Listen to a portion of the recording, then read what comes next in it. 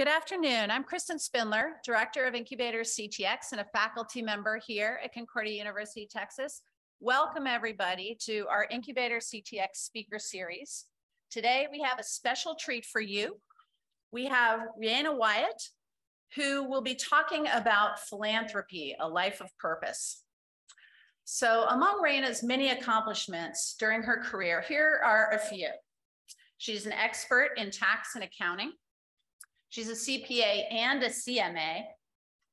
She's an award-winning author of several articles about tax and charitable giving. She's an adjunct professor, and she and her husband, Tom, here in the front row, are very important Concordia donors and supporters of our university. So we are so thrilled to have her speak with us today. And our format for today, if you haven't been with us before, is we'll spend about the first 35 to 40 minutes while Reina goes through her presentation, and then we'll leave the rest of the hour for Q&A. When it's time for questions, Michael and I will have microphones, so we'll split the room. If you have a question, just raise your hand. We'll come to you with a microphone. And then after that, we've got a special gift for you.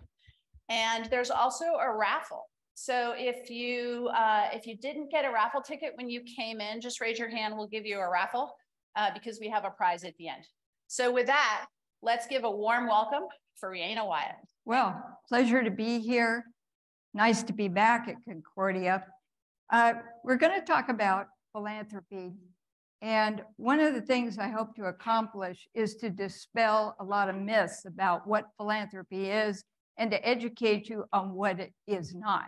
So I'd like to see a quick showing of hands. How many of you want to start your own business after you graduate? Quite a few. Okay.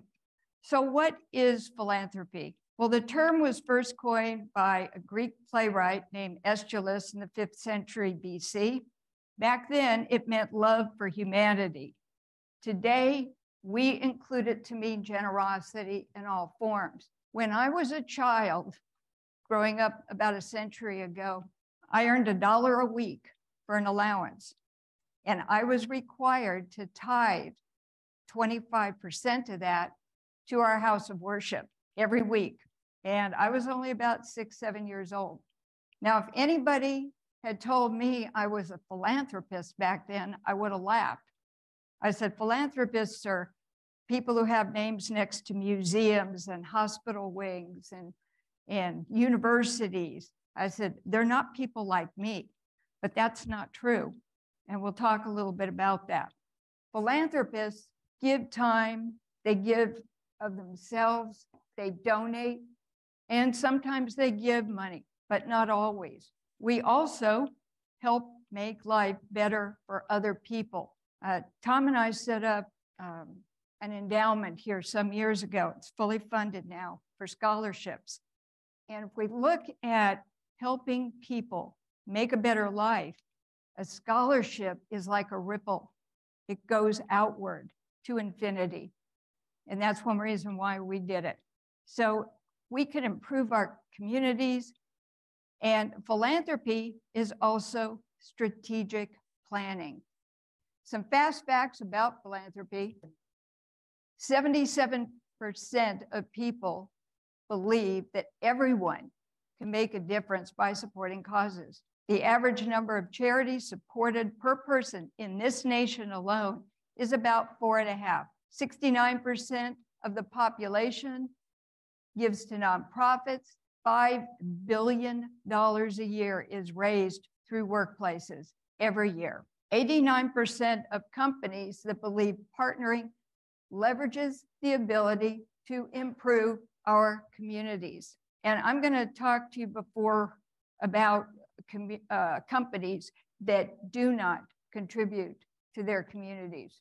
And 73% of consumers will shop at businesses that support charities over ones that do not. We hire a lot of very young people, 19, 20-year-olds. Some of the first questions they ask, they said, what do you do for the community? What charities are you involved in? And I have turned down some jobs in my lifetime because they said, we don't do anything.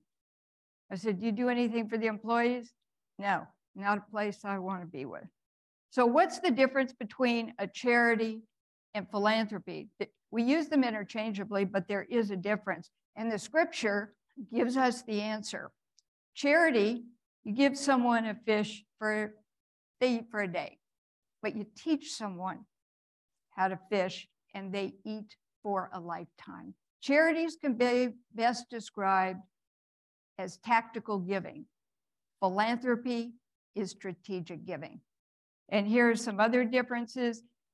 Charities, what are some examples? Toys for tots, coats for kids, one-time events. People say, oh, I want to give to that. They see an ad on television, something's going on. They give to charities. They're short-term fixes. Philanthropy is an investment in long-term solutions. Example, the Bill and Melinda Gates Foundation has donated measles vaccines and other vaccines all over the world because they want a long-term solution of eradicating it from the face of the planet. Philanthropies also are collective. You see a lot of businesses, different organizations pooling their resources together to achieve long-term goals. And they also empower people like you. With social media today, unlike when I grew up, we connect globally now. We have viral videos. We have things that happen in one part of the world. In my generation, they were very isolated. We didn't know what was happening. Now with social media, we are an interconnected world. So philanthropy has a process through institutions, communities, and societies. For institutions, what do? They fund specific causes. They are also an alternative to the federal government, borrowing from the government. We use grassroots initiatives to solve problems. I don't know if you've heard of this newspaper. It was started by the homeless in Chicago, spread to New York, spread to a lot of major cities. They accept no government charity. They started a small newspaper, and every time I travel, I buy one. And they used to sell it for 75 cents. I think it's $1 now. I always give the carrier a few dollars or $5. And they make it very clear they accept no government charity. It's an excellent newspaper. And for those of you who've ever lived back east, you go on the subways, you always want something to read. So they hand them out. And the times I've been there, business was brisk. But they cover all their operating costs. A lot of the big department store names advertise with them. And they're very proud of their accomplishments. That's an example of a grassroots initiative. Rather than relying on the government or going to the government for help, they created their own solutions. And one thing about America, and I think government ignores this, we're problem solvers. Businesses are professional problem solvers.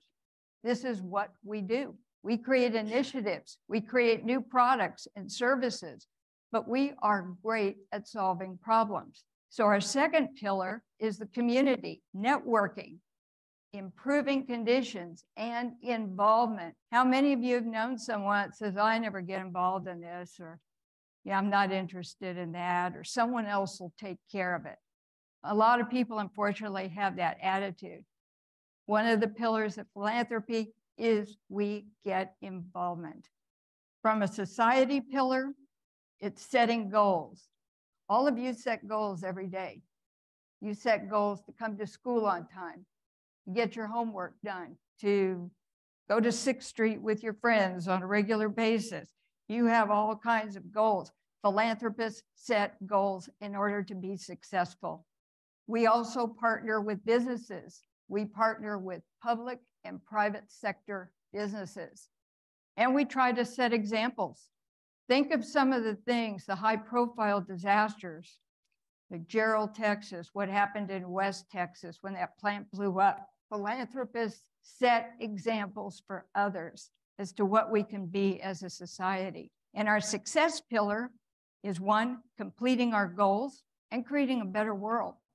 So how is technology helping philanthropy? Well, first of all, it makes giving easier. When I was growing up, we had to do everything through snail mail. You know, if you wanted to give something, you had to write out a check, find the address, you know, do all that good stuff. And then you had to wait for a response back, and you had to wait for a receipt. So when you filed your tax return, yeah, you had your proper documentation. The internet is now providing a great way for visibility to charitable institutions that we never had before. They are seen all over the world. Social media. Who's heard of GoFundMe? Yeah, most of you have. We had a situation in our neighborhood where someone had this big trailer. She was starting a business. Someone broke in, stole everything. So she set up a GoFundMe, and most of the money she needed to replenish her inventory was done. So social media, we attract donor pools. We attract donors large and small. We have apps now that can track our donations. They can track events. They can track what's going on. During COVID, when the Capital Area Food Bank was asking everybody for donations, first responders, they needed money. We had apps that said, you know, here's what I donated, here's what's been donated so far. So technology has been invaluable in helping us do a better job at philanthropy and spreading it globally. Charities are organizations and businesses. Some are good, some are not so good, and some are fraudulent. Now, fraudsters have been around since the beginning of time, and it breaks my heart when I have a client that sacrifices to make a donation, and then I have to tell them they gave to a fraudulent charity, didn't exist. So you, as future philanthropists and givers, you need to know the difference between a good charity and a bad charity and a fraudulent charity. Just recently, I got a flyer in the mail, so I thought, wow, this looks like something I'd want to donate to. I looked them up on charitynavigator.org. They had flunked. So wasn't going to happen. So what are some ways you can spot a fake charity? Well, one, they refuse to give you their federal identification number. That is required by law, not just state law, federal law. They require personal financial information. No charity is going to ask you for your social security number. They're not going to ask you for personal financial information. CharityNavigator.org, the Better Business Bureau, the Giving Alliance. I really recommend Charity Navigator. They're the biggest in the world. They require the tax returns to be posted on that website or they will not rate you. Something some of you may not know is that any charity, upon request, they have to provide their tax returns. They have to give you a copy of them. They are public record.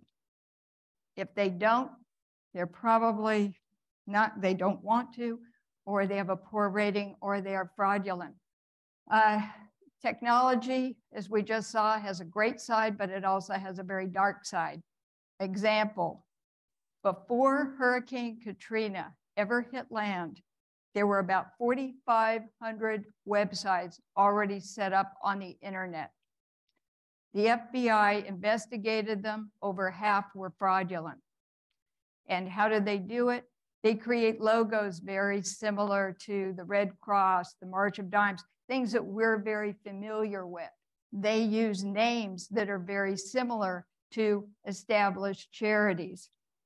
They are not on the IRS approved list.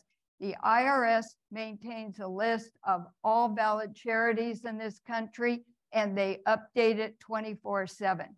So if they're not on the IRS list, do not contribute to them. They also use similar trademark images, bogus websites. I've seen bogus websites for the Red Cross. Look very, very similar, but they're not quite the same. So how many of you have received email phishing schemes? They're getting worse. The first ones that came out were pretty obvious. It was the Prince from Nigeria, you know, and that one, when it was around for years. You know, now they are getting so sophisticated through videos, through emails, through social media. These people are very adept at fraud. So please, please be careful. Telephone solicitations. Did you know that some charities license the right to use their name for a completely different organization? So if someone says, I'm calling from the Fireman's Fund, you don't know who you're speaking to. So please never, ever give donations over the phone. Unsolicited email links, the door-to-door stuff, and high-profile disasters bring out the criminals. I've never seen a high-profile disaster where we didn't find bogus websites, we didn't find fake emails, all kinds of things. So in high-profile disasters, do not donate to any philanthropic organization, any charity, unless you go to their specific website and it's legitimate and you look at a specific link for that disaster. At 9/11, I saw a couple of people walked on public television out in handcuffs because they had created a fake donation site. So any high-profile disaster brings the criminals from out of the woodwork. Questions, comments? Your experience with the fraud level of it. Yes. How many people would you say around you personally get affected, even though you continue to put out this information? You warn people, they just don't seem to understand how they're being fraud. How can you? Yeah, that's a good question. We try to educate people. You know, there's a lot of public information. Unfortunately, a lot of people donate with emotion. You know, a lot of donation is emotional giving. Oh, those poor kids. Here's an organization I saw on TV. I'm going to call them right now. They don't go through the due diligence of avoiding fraud. And that's the thing with charities. A lot of people do it with emotion. You know, they're not making, it's not like they're writing up a business proposal. They think emotionally, it's ad hoc, and they do it. Around Austin, boy, there's a lot of people on street corners with signs saying we're getting money for this event or this donation or whatever it is. And I see people giving them money and they're not legitimate. I won't say all of them aren't, but most of them are not. That's why they're doing it on a street corner instead of through a legitimate website. So good question. Concordia University is one. I contribute to the Safe Alliance, the Texas Baptist Children's Home, the Austin Children's Shelter, the Red Cross, and everything I buy on Amazon goes to Amazon Smile, and my charity is Pop-Up Birthdays. Anyone heard of that? Yeah, that's a great organization. So a portion of everything I buy goes to Pop-Up Birthdays. So thank you for that. Reina, thank you for this presentation. I'm wondering if you could talk about your Ethics and Business Awards and how that came about and its ties to Concordia. Well, the whole point of the Ethics and Business Awards is we wanted to create a highly visible forum on a, every year to showcase the great things that businesses do for their communities and their employees. Unfortunately, the media focuses on the 0.5% that's bad. And it's tragic because most businesses do very good deeds. They help their employees, they help their communities. Even when they can't afford to, they do it anyway. but we don't hear about those businesses in the media. We only hear about the rotten apples. So the Ethics in Business Award was a way to showcase everything from micro businesses to very large businesses who go out of their way to make our communities a better place. And that's one of our second pillar. I have a question for you. Yeah. Can you talk about giving to schools, universities, and how you think about that and how our students should be thinking about that as they graduate and go throughout their careers? Okay. In addition to supporting Concordia, I also give out grants and small scholarships to individual students meeting a criteria. So I think one of the things you're getting from Concordia, you're getting an opportunity and you're getting a lifetime opportunity. And I think it's important that when you graduate, you go about your life and your business. I think it's important for everybody to give back. And that's one of the things that I like about Concordia is they give back to people. They give to you. They help students. And I had met the recipients of the Tom and Reina Wiatt Scholarship Fund, and they said how it changed their life. I also give out small grants and scholarships to other schools and things based on criteria, different criteria. But people who give back get a reward. They get blessed. Have you ever faced a challenge where you had to stop giving to a certain organization because it started going direction you no longer could support? Yes, yes, I have. I'm glad that you brought that up. The reason I created an endowment for Concordia is because the university that I attended, which I originally was going to give to, their moral compass went in the wrong direction. And I had been looking for 15 years for a school to give an endowment to. I finally was going to give up and go to my husband's university and do it there. And then one fine day, I was at the office and the chief partner and principal came to me and he said, "We're going to Concordia University and I think there's some people there you are going to want to meet." So I said, beautiful day outside, gets me out of the office, I'm there. So we came to Concordia, and literally when I stepped foot on this campus, I felt just an overwhelming sense of peace, and the feeling was visceral. And I just looked around, and then I looked around in the hallways because we were taking a tour, and I think we were meeting Dr. Christian at the time. And everything I saw was spiritually uplifting. Everything was positive. And so I went home, told my husband, I said, "My search is over." So he looked at me, he said, "This is a lot of money, you sure?" And I said, "My search is over." So I went back, came back to Concordia, talked with Don, and he was pretty funny. He said, "Oh, did you go to Concordia?" I said, "No." "Then your parents went to Concordia?" "No." "Does anybody you know went to Concordia?" I said, "No." He said, "I give up. Why do you want to set up an endowment here?" And I had to think about it for a little bit, but I said, Concordia has a soul. And every time I step on this campus, I feel it. And I know I made the right decision. So we have a fully funded endowment for scholarships. We also contribute to the campus in other ways. But I never regretted my decision.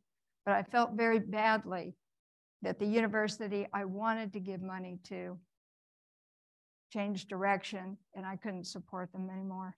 Something about businesses. In 45 years, I have never, ever met a business that was strategically successful that did not give back to their community or did not help their employees in need. 45 years. And these are companies with good products, good services. but they ignored their community and they ignored their employees. So what happened when they needed help? The community wasn't there for them. So for those of you who want to be managers, who want to own your own business, never forget that. If you really want to be strategically successful, you need to partner with your community. I have a question for you. So it seems as if philanthropy is an integral part of giving to your community. What are some different instances that you've seen in the community of Austin of philanthropy that you think are just amazing and have blown you away, that impact the youth? I think the GoFundMe initiative, angel investors who have helped small businesses that could not get funding from banks or credit unions. And I think the spirit of cohesiveness and giving when we've needed it, you know, is incredible.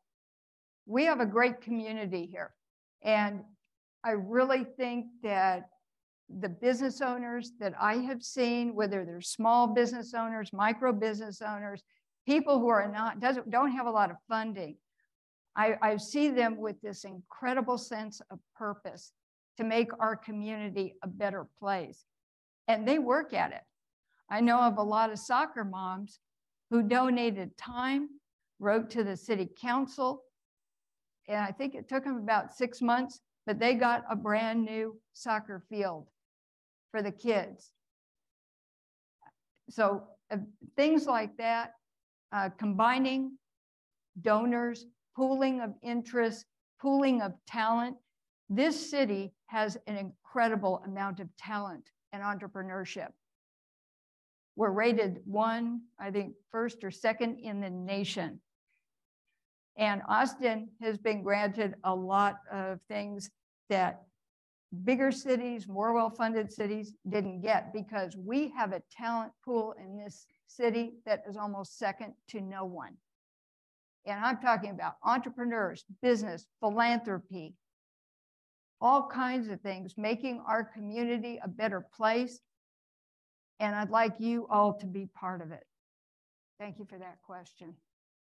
It may be a little off, but on the ethics side, was there any one particular business that really stood out to you on the ethics side above the rest?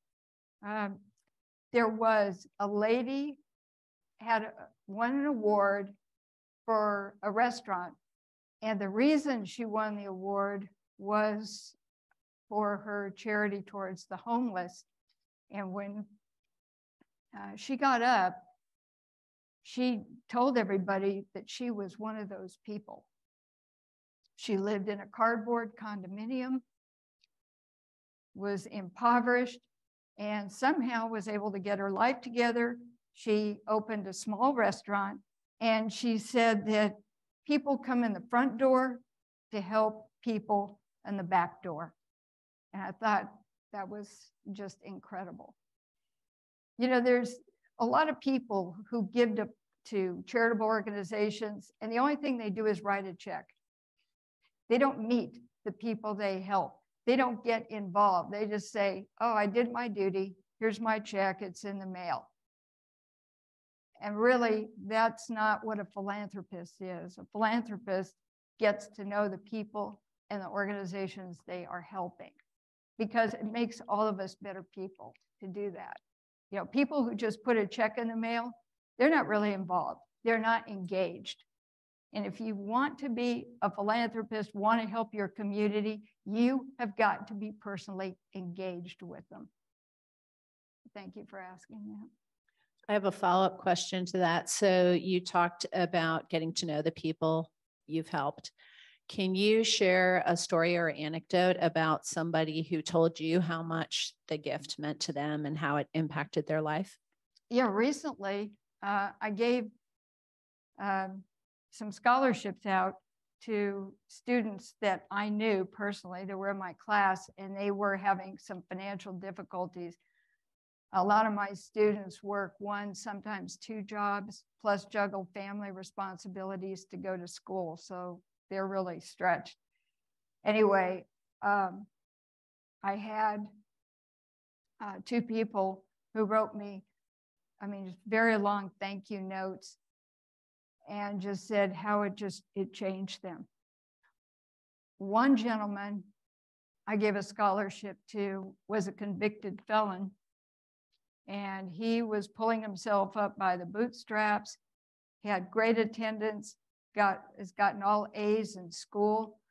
And I don't know if I should share it, but I think I'm going to because you asked the question. He said, other than his mother, he said, "You're the only person who believed in me." Sorry. Wow, thank you for that. Reina, when you were getting your start as a young professional, how did you get involved with charities?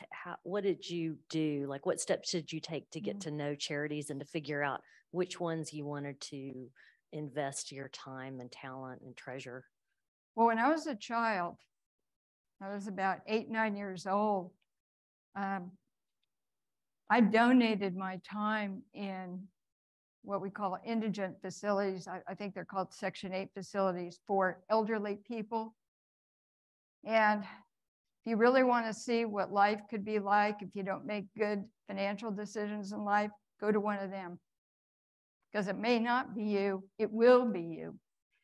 Anyway, when I was 8 years old, I used to go a couple days a week and talk with these elderly residents. They had no friends, no family. They were just literally people waiting to die. And that really impacted me because I never knew people like that existed. I wasn't born in the United States. I was born in Asia.